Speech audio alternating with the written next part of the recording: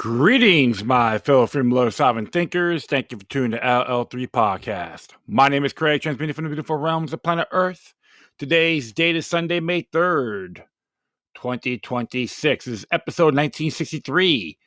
Palantir Manifesto equals Technofascism and new faces of the ATF.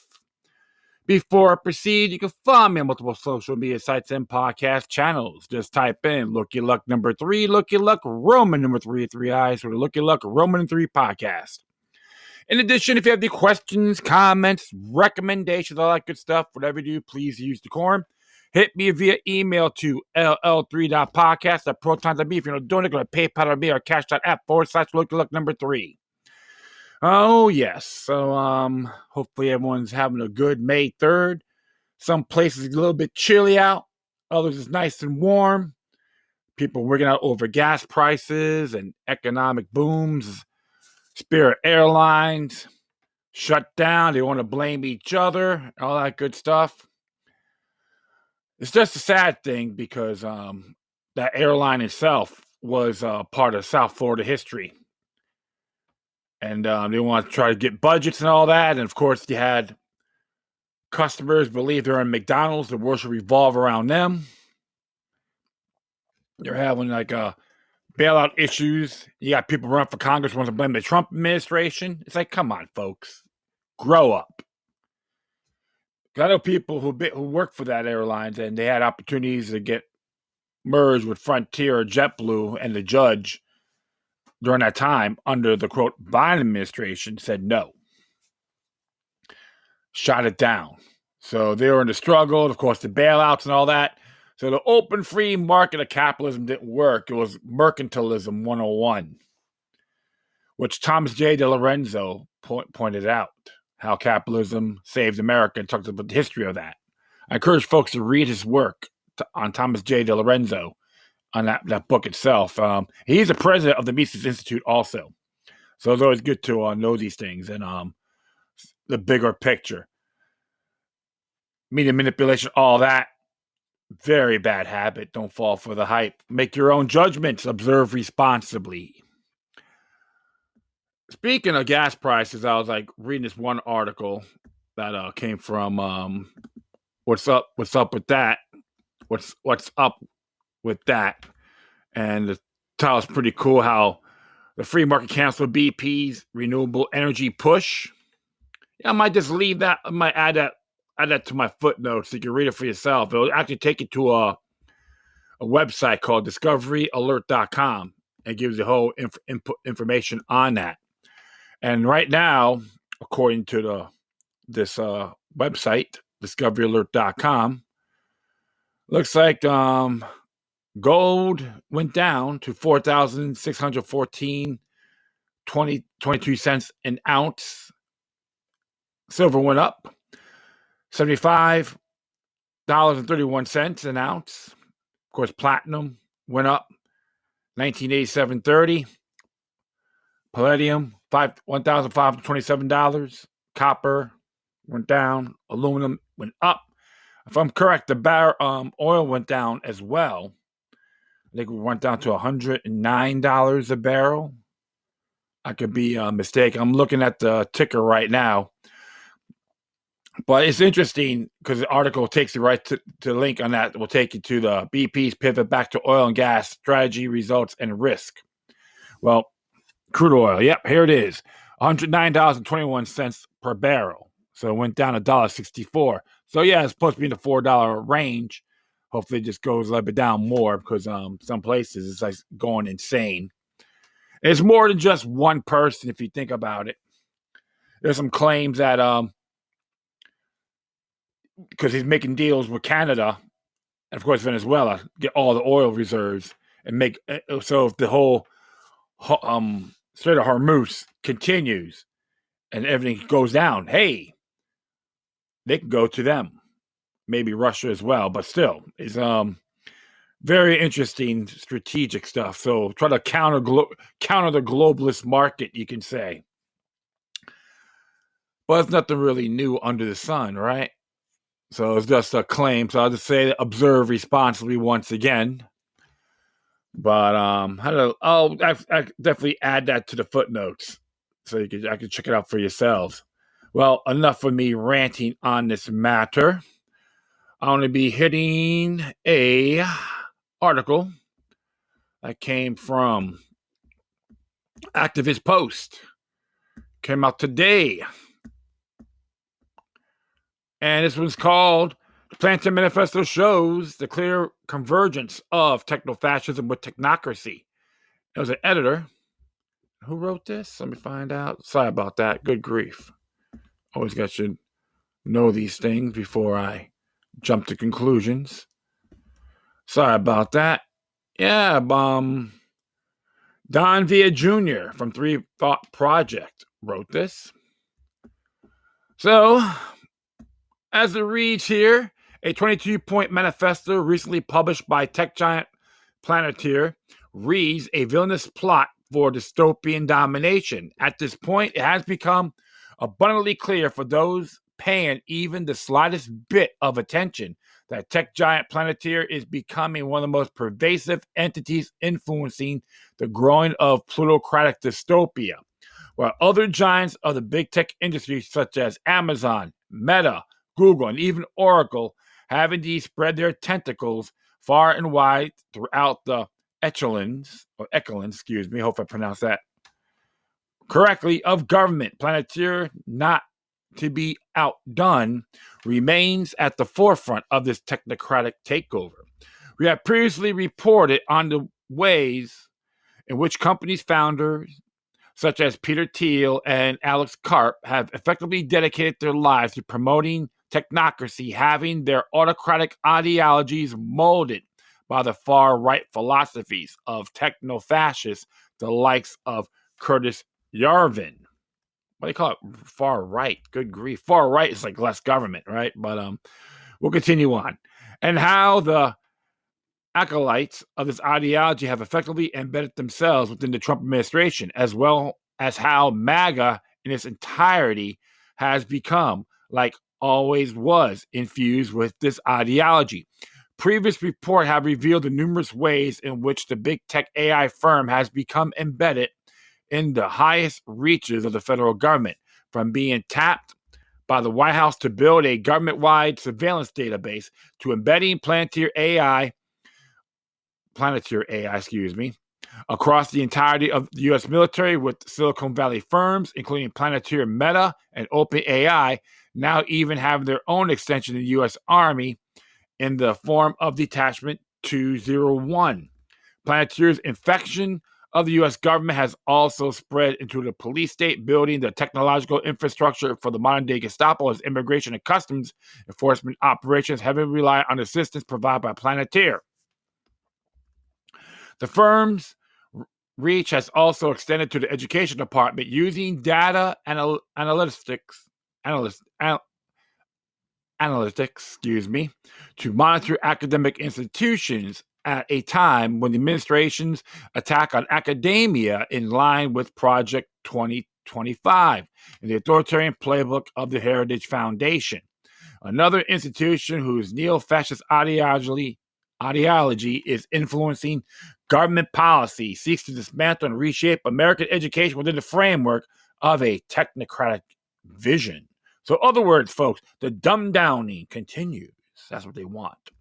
Additionally, Palantir has extended its reach into healthcare, promoting a technocratic agenda that merges artificial intelligence and biotechnology in accordance with the aims of the Fourth Industrial Revolution. A development which is particularly alarming considering the overlap of the technocracy and the eugenicist ideology of transhumanism and the embrace of transhumanism within the inner circle of the Trump administration. The tech firm has also, in recent days, expanded its reach even further, sinking into its fangs into the agriculture industry, inking a $300 billion contract with the USDA, which will see Palantir use its software to assist in the management of U.S. farmland, which by no coincidence underpin the technocratic agenda of consolidating control over the food supply with the centralized agribusiness and genetic crops. It is abundantly clear that the tentacles of this monolithic megacorporation reach far and wide throughout the halls of power. Indeed, a former Palantir executive turned whistleblower recently confirmed what was already quite apparent, that Palantir has, for all intents and purpose, taken over the U.S. government.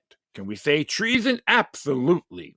Stating matter-of-factly that the corporation, which he refers to as a terrorist organization, has effectively embedded itself in the United States government, merging the American empire, Zionist military infrastructure, surveillance capitalism, and techno-fascist ideology into a single architecture of control. So in other words, state capitalism, not open free market, like Adam Smith would say. For those who at a point still may believe that the usage of terms like techno-fascists are hyperbolic, it is worth reiterating our recent report, which revealed very clearly the neo-Nazi network that was used to spread Peter Thiel's online influence, as well as our previous reporting exposing the seedy underbelly, self-admitted fascists working behind the scenes to influence global right-wing politics. It should be no question at this juncture that Palantir represents a veritable Fourth Reich of the modern day, establishing the infrastructure of a technocratic agenda deeply rooted in techno-fascist ideology. However, now you no longer just have to take our word for it. The company itself has seemingly pulled off the mask, if there was any left by this point, and blatantly said the quiet part out loud. In recent days, Palantir has posted to social media a 1,000-word manifesto outlining 22 key points for their vision for the world. A summarization of Palantir co-founder Alice Karp's 2025 book titled The Technological Republic, and what some critics have referred as the rambling of a comic book villain. In it, the company blatantly calls for the United States to implement universal mandatory military service and the establishment of hard power to maintain the U.S. unipolar hegemony on the back of an encompassing AI infrastructure, insisting on the establishment of a strong Western national identity. The manifesto will also denigrate subcultures in what was clearly a racist dog whistle, condemning inclusivity and diversity in what the Post refers as hollow pluralism. On religion, it insists that the intolerance of religious beliefs within certain circles of the political elite must be resisted. On its surface, a seemingly harmless declaration, however, given the manifestation of the accelerationist Christian nationalist influence throughout the administration and the far right as a whole, and subsequent rapid intolerance for any belief outside of that purview. It can be seen as an endorsement of even more fervent theocratic ideology. The manifesto also insists on Silicon Valley's involvement in combating violent crime, which would see Palantir's already extensive involvement in mass surveillance, biometric data collection, and pre-crime analytics extended even further. Could we say thought crime, thought criminology? Exactly. Perhaps most shocking, yet unsurprising, the manifesto openly insists that civilizations such as Nazi Germany and Imperial Japan should be returned to power, lamenting what the company refers to as the neutering of post-World War II Germany and Japan, referring to restraint of the Axis power as an overcorrection which must be undone. Such overtly fascist ambitions can't get any clearer than that. The entirety of the 22-point manifesto reads in full as follows. Because we ask a lot, the Technological Republic, in brief: 1. Silicon Valley owns a moral debt to the country that made its rise possible. The engineering elite of Silicon Valley has an affirmative obligation to participate in the defense of the nation. 2, we must rebel against tyranny of the apps. Is the iPhone our greatest creative, if not crowning achievement as a civilization? The object has changed our lives, but it may also now be limiting and constraining our sense of the possible. 3, free email is not enough. The decadence of a culture or civilization, and indeed its ruling class, will be forgiven only if that culture is capable of delivering economic growth and security for the public. 4, the limits of soft power, of soaring rhetoric alone, have been exposed. The ability of free and democratic societies to prevail requires something more than moral appeal. It requires hard power, and hard power in this century will be built on software. 5, the question is not whether AI weapons will be built, it is who will build them and for what purpose. Our adversaries will not pause to indulge in theatrical debates about the merits of the developing technologies with critical military and national security applications. They will proceed. 6, national service should be a universal duty. We should, as a society, seriously consider moving away from all volunteer force and only fight the next war if everyone shares in the risk and the cost. Drafting. Some may call it involuntary servitude, right? Remember the draft riots that happened in 1863 when you read it in the books? They don't teach you that in school. However, Gangs of New York portrayed it pretty well. And look what happened with that, right? 7, if a U.S. Marines ask for a better rifle, we should build it. And the same goes for software. We should, as a country, be capable of continuing debate about the appropriateness of military action abroad while remaining unflinching in our commitment to those we have asked to step into harm's way. 8, public servants need not to be our priests. Any business that compensates its employees in the way that the federal government compensates public servants would struggle to survive. 9, we should show far more grace towards those who have subjected themselves to public life. The eradication for any space for forgiveness, a jettisoning of any tolerance for the complexities and contradictions of the human psyche may leave us with a cast of characters at the helm we will grow to regret. 10, the cyclonization of modern politics is leading us astray. Those who look to the political arena to nourish their soul and sense of self, who rely too heavily on their internal life, finding expression in people they may never meet, will be disappointed. Human element, hype, right? 11, our society has grown to eager hasten and is often gleeful at the demise of its enemies. The vanquishing of an opponent is a moment to pause, not rejoice.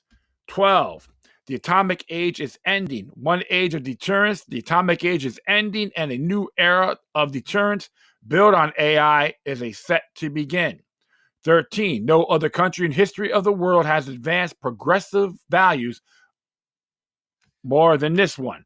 The United States is far from perfect, but it's easy to forget how much more opportunity exists in this country for those who are not hereditary elites than in any other nation on the planet.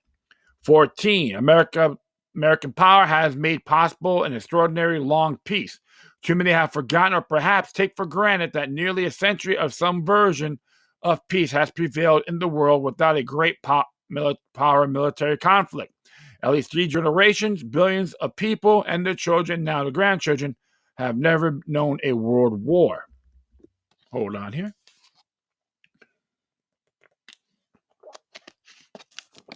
15, the post-war neutering of Germany and Japan must be undone. The defanging of Germany was an overcorrection of which Europe is now paying a heavy price. A similar and high theatrical commitment to Japanese pacifism will, if maintained, also threaten to shift the balance of power in Asia. 16, we should applaud those who attempt to build where the market has failed to act. The culture almost snickers at Musk's interest in grand narrative, as if billionaires ought to simply stay in their lane of enriching themselves. Any curiosity of or genuine interest in the value of what he has created essentially dismissed or perhaps lurks from beneath a thinly veiled scorn. 17. Silicon Valley must play a role in addressing violent crime. Many politicians across the United States have eventually shrugged when it comes to violent crime, abandoning any serious efforts to address the problem or to take on any risk with their constituencies or donors in coming with solutions and experiment and what should be a desperate bid to save lives. Well, you could say more of a technocratic world. If you remember those comic books, like Spider-Man and what's that, Punisher 2099, very similar to that, right? 18. The ruthless exposure of private lives of public figures drive far too much talent away from government service. The public arena and the shallow of petty assaults against those who dare to do something other than enrich themselves has become so unforgiving that the Republic is left with a significant roster of ineffectual, empty vessels whose ambition one would forgive if they were any genuine belief structure lurking within. 19. The caution in public life that we unwittingly encourage is corrosive. Those who say nothing wrong says nothing much at all. 20. The pervasive intolerance of religious belief in certain circles must be resisted. The elite's intolerance of religious belief is perhaps one of the most telling signs that its political project constitutes a less open intellectual movement than many within would claim. 21. Some cultures have produced vital advances, others remain dysfunctional and regressive. All cultures are now equal. Criticism and value judgments are forbidden. Yet this new dogma glosses over facts that certain cultures, indeed subcultures, have produced wonders. Others have proven middling and worse, regressive and harmful. 22. We must resist the shallow temptation of a vacant and hollow pluralism. We in America, or more broadly the West, have for the past half century resisted defining national cultures in the name of exclusivity. But inclusions into what? That's from the experts from the bestseller, New York Times bestseller, The Technological Republic. It was written by Alexander C. Karp and Nicholas W. Zamiska. Several people have called out the blatantly authoritarian rhetoric of the Palantir Manifesto. Belgian philosopher of technology and the University of Vienna professor Mark Koeklenberg referred to as an example of technofascism. Klaus Maude, a Dutch political scientist and expert on authoritarian tendencies, have described the manifesto as one of the scariest things I have seen in a while. It is called for a world dominated by the U.S.-generated AI, both the statement and the world run by tech surveillance companies. Technofascism, pure. University of Michigan political scientist Don Moynihan published an analysis of the Palantir Manifesto, concluding on the whole manifesto's vision is that of the U.S. government and its tech allies as dominant players unconstrained by accountability. Palantir has become the new face of the empire, the backbone of the New World Order, and the gravest threat to liberty both domestically and abroad. Populations must rise up against this deeply entrenched technological leviathan and work to rip its insidious influence out by the root. Wow, interesting there indeed. We've been warned on these areas for a very long time. And I could even say, too, The Brave New World by Alex Luxley, right? That could be it. Gave us a heads up as well. And even that book, Fahrenheit 451, written by Mr. Danbury. That was a good one, too. I recommend folks to check out those books for sure. Of course, 1984. We could even watch the movie Rollerball, etc. And it's just insanity as usual. And many of us have to realize this. Always pay attention to the bigger picture. If you believe there's only one administration or one person, like Donald Trump, blaming him for everything, you're not paying attention. But I know a lot of folks out there are. We always got to see things a lot bigger than what it is. And it doesn't matter who gets in 2028. The patterns would be the same, but we present it in a different package. I boldly recommend, folks, to decentralize yourselves the best you can, including yours truly. All right, I admit that. I still got a lot to learn. All right, I'm no genius either. But I always like to learn new things and try to better myself. Everyone can do it. Don't complain what's going on in your cities. Take action. Don't whine. Don't be apathetic. Engage. Help yourselves first. Then you can support others. Because it's going to be really shaky. And it's going to be a lot bigger than what it is. So if they're going to go after one person, think the bigger picture, right? But this is how I observe things. And hopefully everyone will be doing the same. We all have different views, which is all well and good. But always got to pay attention. Prepare yourselves the best you can, folks. I'm going to do one more here. This came from Mom at Arms. Pretty cool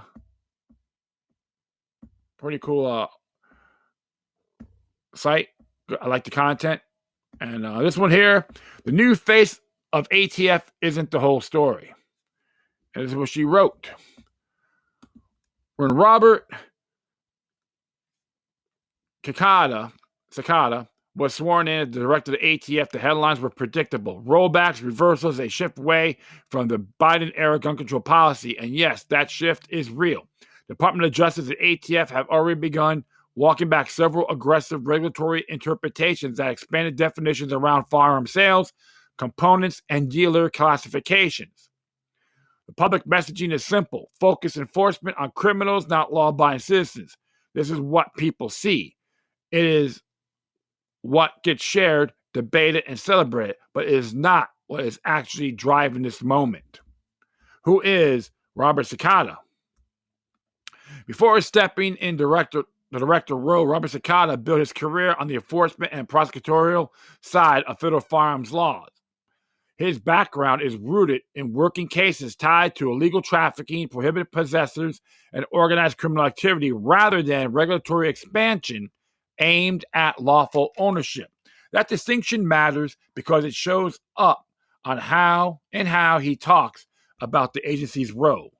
Sakata has consistently framed ATF's mission around targeting bad actors instead of broadening definitions that pull everyday gun owners and small dealers into federal oversight. He is not coming in as a policy architect. He is coming in with an enforcement mindset, which helps explain the immediate push to narrow focus and scale back some of the most aggressive interpretive rules from the previous administration. This is why his appointment is getting so much attention. On the surface, it signals a return to what many would consider a traditional lane for ATF. They force the law as written, prioritize criminal misuse, and reduce friction for those trying to follow the rules. But that also highlights the limitation of focusing too heavily on the director. Sakata sets the tone and direction, but tone does not define legal boundaries. Enforcement priorities can shift quickly depending on leadership, the underlying authority to act, and more importantly, the limit on that authority are shaped elsewhere. You're looking at the face, not the engine. Most people follow leadership changes because they are visible. Title matters, press release matters. Inside an agency like ATF, visibly does not equal influence. None of those policy shifts happen without legal grounding, and that authority lives in one place, the chief counsel's office. Right now, that means Robert Leader. Leader is not just another government attorney cycling through a role. His background is rooted in constitutional law and statutory interpretation with a focus on how federal authority is defined and limited. Before stepping into this position, he built a reputation around taking a more text-driven, historically ground-rooted grounded approach, to legal problems, particularly in areas where agencies have traditionally pushed the boundaries of interpretation. That matters in an agency like ATF, where the gap between what Congress has written and how it gets applied in practice has been a source of constant friction.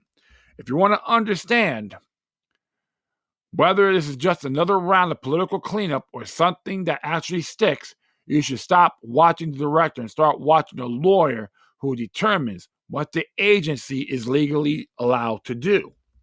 Robert Leader is not a background player. There is a tendency to treat legal roles inside agencies as background support. That is a mistake, especially here. The ATF does not just enforce law, it interprets it, defines it, and in many cases stretches it. Every major controversy over the last decade has come down to interpretation. What counts as a firearm, what qualifies as a machine gun, when a private seller becomes a dealer. What level of modification triggers federal oversight? Those are not enforcement questions. They are legal determinations, and those determinations come out of the chief counsel's office. Robert Leader has always been involved in some of the most consequential internal disputes over firearm classification, including the battles surrounding force reset triggers and the limits of the federal machine gun definition. He has also been part of the internal legal positioning that determines how aggressively the agency defends its interpretations when those decisions are challenged in court. That is where his influence expands beyond internal policy and into broader legal landscape. The arguments crafted at the level shape how cases are litigated, how courts evaluate agency authority, and whether those interpretations hold up under scrutiny. This is not a side issue. It is a core of how power is exercised inside the agency. This is where the real reset happens. Anyone can roll back a rule. That happens every time administration change. One side builds, the other tears it down, and then it flips again. The cycle only exists because the underlying legal framework allows it. Change that framework and you break the cycle. That is where Leader's role becomes critical. If the chief counsel's office begins enforcing a tighter, more text-based reading of federal law, everything downstream changes. The agency its ability to casually redefine terms to match policy goals. Guidance documents lose their power to quietly expand enforcement. Future rulemaking has to survive a stricter legal threshold before it ever reaches the public. That kind of shift does not happen through speeches or press releases. It happens through internal legal opinions, litigation strategy, and the standards the agency chooses to hold itself to when interpreting statute.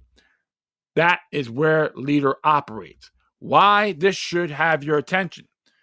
In the grand scheme of it all, the biggest issue with the ATF has not just been regulation.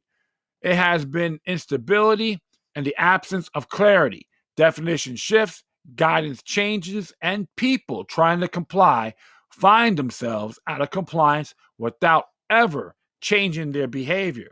That instability did not happen by accident. It was built into how interpretation was being used.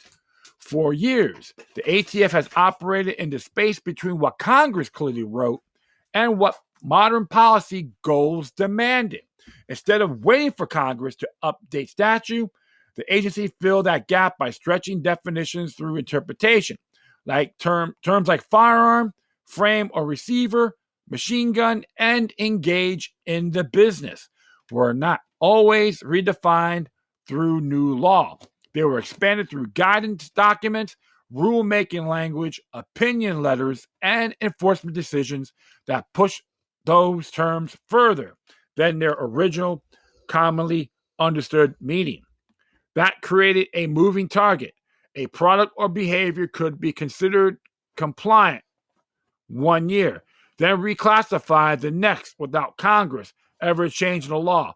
Entire categories of items went from unregulated to restricted based on reinterpretation alone. The people were not changing what they were doing.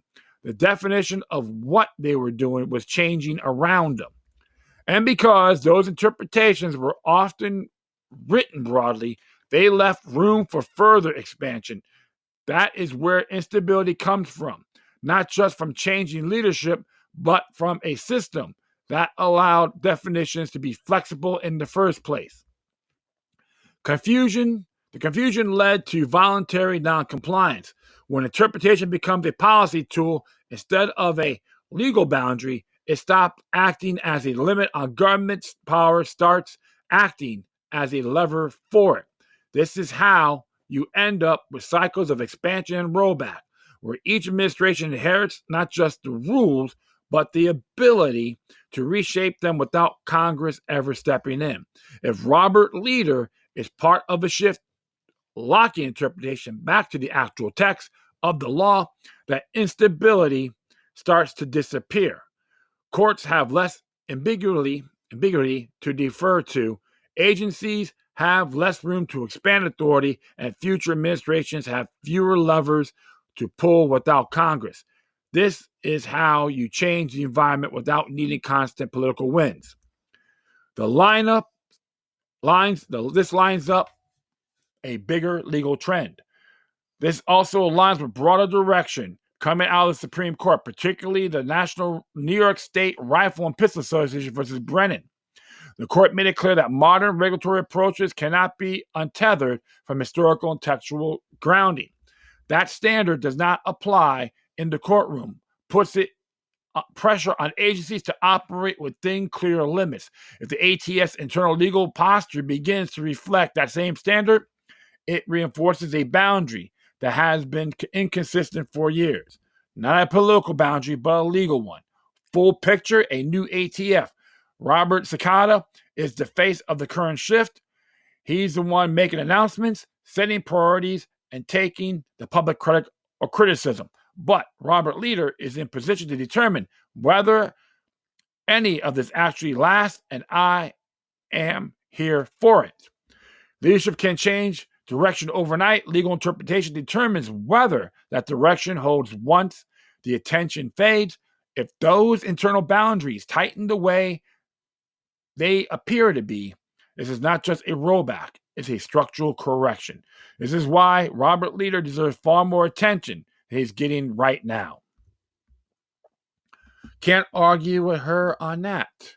Always got to see things a lot bigger than what it is. We got to pay attention what Mr. Leader has to say, or the attorney. So all eyes on him. And remember, Cicada is just a mouthpiece. To be very honest, the BATFE needs to be defunded as soon as possible and thrown into oblivion. Because if you study the history about the Bureau of Alcohol and Tobacco, it was for the Prohibition era. When that law got repealed, the 18th Amendment, they all worried about losing their jobs, so they added firearms that can make everyone happy. It should have been done over 90 years ago. That's how I see it. But all eyes on them.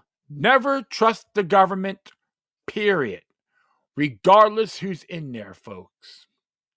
Because more things change, the more it stays the same. Don't believe the hype. Don't look at your political servants as your Lord and Savior, especially the president, because it works both ways. Beware of the Bismarck effect. And that's been happening for a very long time. I did a show on that a while back. I thank the Mises Institute for that article. Just remember, any questions? I recommend you folks read the U.S. Declaration of Independence once again. Because the 57 men that signed it and Jefferson, who wrote it, made a clear statement. Never trust the government, regardless who's in there. I'm not saying it's out of malice, but with good faith. Decentralize yourselves, my friends, the best to your ability. Well, that will be it. I thank everyone for listening. Plus, feel free to download and share this throughout your social media networks. If you have any questions, comments, recommendations, or all that good stuff, whatever you do, please use decorum. Hit me via email to ll3.podcast@proton.me if you're doing it, go to PayPal me or Cash Out @/local3. If you support the activist post, Free Thought Project, Moms at Arms, do it. Pretty cool stuff. And always share the information the best you can. Once again, thank you for your time. Plus, always remember that the demoniac resistance is healthy for the soul and can liberate humanity. Until next time, take care of yourselves. Keep on spreading love. And may your guardian spirits be with you.